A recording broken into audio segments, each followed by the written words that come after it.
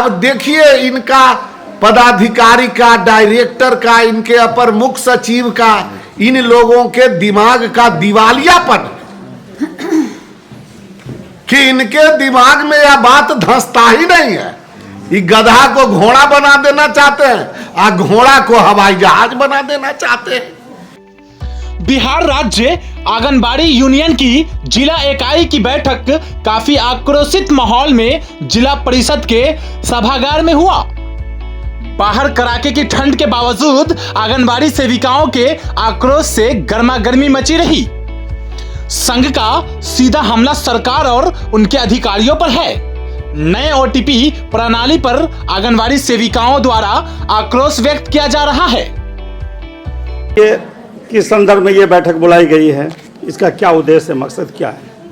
ये बिहार राज्य आंगनबाड़ी कर्मचारी यूनियन के दरभंगा जिला कमेटी की बैठक है और अभी वर्तमान में जो ओटीपी की समस्या है, इस समस्या को लेकर के आंगनबाड़ी सेविकाओं में काफ़ी खलबली है कि इसके पहले कोरोना काल में सरकार ने डीबीटी ला दिया था।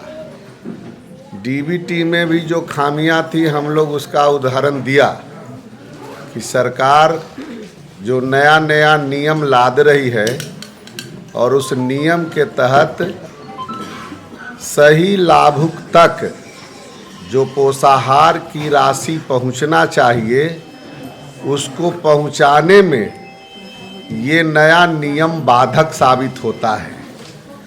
हम लोगों ने उस समय भी इसका विरोध किया था कि चूंकि सुप्रीम कोर्ट का डायरेक्शन है कि सही लाभुक तक नियमित पोषाहार पहुँचे, अभी तो नियमित नहीं पहुँच रहा है कोरोना के चलते, अभी सिर्फ THR का मामला है।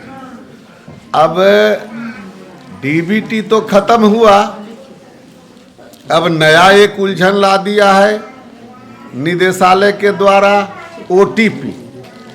ये निदेशालय में जो बैठे लोग हैं, जो अपने को बोलते हैं कि भाई हम तो सक्षम लोग हैं, ये नियम बनाते हैं, कानून बनाते हैं, सच्चाई यह है कि इनको जमीन का कोई ज्ञान नहीं है एक पैसा का, कि सरकार के या ICDS के जो लाभुक तक पहुंचाने वाला कार्यक्रम है, इसको सही ढंग से हम कैसे इम्प्लीमेंट करा सकते हैं।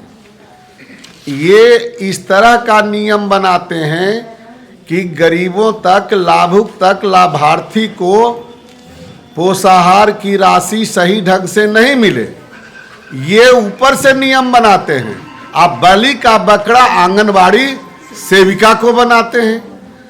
हमारी आंगनबाड़ी सेविका और फिर हम लोग यूनियन के तरफ से, बिहार राज्य आंगनबाड़ी संयुक्त संघर्ष समिति के तरफ से, चूंकि हम तो यूनियन वाले हैं, हमारे सदस्यों पर कोई कठिनाई होगी निश्चित रूप से हम सरकार को आगाह करेंगे, उनको रास्ता देंगे, रास्ता दिखाएंगे।